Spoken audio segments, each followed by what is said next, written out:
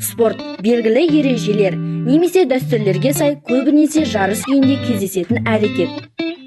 Денсаулық адам организмінің қалыпты жағдайы. Сондықтан да біз денсаулығымызды жақсарту үшін спортпен шұғылданамыз. Мысалы, мен әрқашан таңертең теледидарды қосып, таңғы жаттығу жасаймын.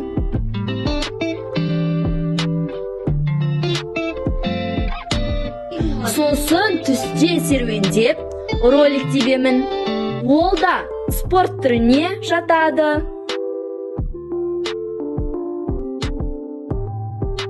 Сіздер де денсаулық үшін спортпен айналысыңыздар. Спорт дегеніміз белгілі бір ережесіне сай немесе дәстүрлер арқылы, көбінесе сайыс арқылы жүретін әрекетті айтамыз. Қазіргі таңда спорттық ойын түрлері өте көп. Мысалға футбол, волейбол, баскетбол, хоккей немесе жүзу деген секілді ойын түрлері бар. Спорт адам өмірін ұзартады және адамның өміріне пайдасы зор.